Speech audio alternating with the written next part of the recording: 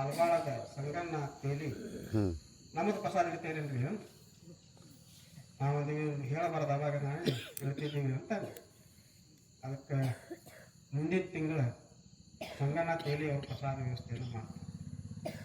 ಮತ್ತೆ ಯಾರಾದರೂ ಪ್ರಸಾದ ವ್ಯವಸ್ಥೆ ಮಾಡ್ಸಾರಿದ್ರಂದ್ರೆ ಅವ್ರು ಮೊದಲೇ ತಿಳಿಸಿದ್ರಂದ್ರೆ ಮುಂದಿನ ತಿಂಗಳು ನಂದು ಪ್ರಸಾದ ವ್ಯವಸ್ಥೆ ಅಂತ ಹೇಳಿದ್ರಂದ್ರೆ ಅವ್ರದೇ ಮುಂದಿನ ತಿಂಗಳು ಪ್ರಸಾದ ವ್ಯವಸ್ಥೆಯನ್ನು ಮಾಡ್ಸೋಕ್ಕಾಗ್ತದೆ.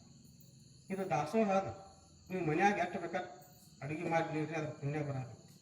ಇಲ್ಲಿ ಏನೊಂದು ಮಾಡ್ತಿರಲ್ಲ ಇದ್ರ ಪುಣ್ಯ ಭಾಳ ದೊಡ್ಡದು. ಇದು ಭಾಳ ಪವಿತ್ರವಾದ ಸ್ಥಳ ಇದು. ಪೂಜ್ಯ ಅಪ್ಪಗಳವರು ಇಲ್ಲೆಲ್ಲ ನಡೆದಾಡಿದ ಕ್ಷೇತ್ರ. ಮೊನ್ನೆ ಒಬ್ಬರು ಹುಳ್ಯಾಳದವ್ರು ಬಂದಿದ್ರು.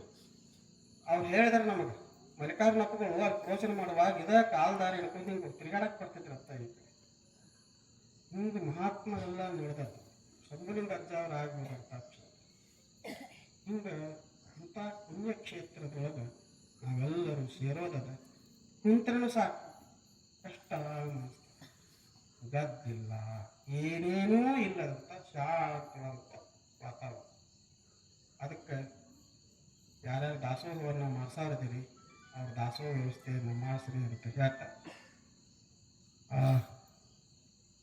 ನಿಮಗೆಲ್ಲ ಸ್ವಲ್ಪ ಬೇಜಾರಾಗಿರ್ಬೋದು, ನಾ ಏನೇನೋ ಮಾತಾಡಿ ಅದರಲ್ಲಿ ಕೆಲವೊಂದು ತಪ್ಪು ಶಬ್ದಗಳು ಹೋಗಿದ್ದಾವ. ಅದಕ್ಕೆ ತಾವೆಲ್ಲ ಕ್ಷಮಿಸ್ತೀರಿ ಅಂತ ನಾ ತಿಳ್ಕೊಂಡ್ರಿ. ಆದರೆ ಅದು ಕಳ್ಕಳಿ ಅದು ನನಗೆ ಭಾಳ ಕೆಟ್ಟ ಅನಿಸಿದ್ದರಿಂದ ನಾನು ಅಂದಿದ್ದೀನಿ. ಅದೇನು ಭಾಳ ತಾಪ ಅಂತ ತಿಳ್ಕೊಬೇಡ್ರಿ, ತೊಂದರೆ ಅಂತ ತಿಳ್ಕೊಬೇಡ್ರಿ. ಅದರ ಒಳ್ಳೆಯದು ಏನೈತಲ್ಲ ಅದನ್ನೆಲ್ಲ ಮನಸ್ಸಿನಾಗ ಇಟ್ಕೊಂಡು ಆನಂತರ ಸಿದ್ದಾಪುರದವ್ರು ಮಲ್ಲೆ ಬೀಗಿನವ್ರು ಬಂದರೆ ಅವ್ರಿಗೂ ಎಲ್ಲರಿಗೂ ಅಭಿನಂದನೆಗಳನ್ನು ಹೇಳ್ತೀನಿ. ಎಲ್ಲರಿಗೂ ಒಳ್ಳೆಯದಾಗಲಿ.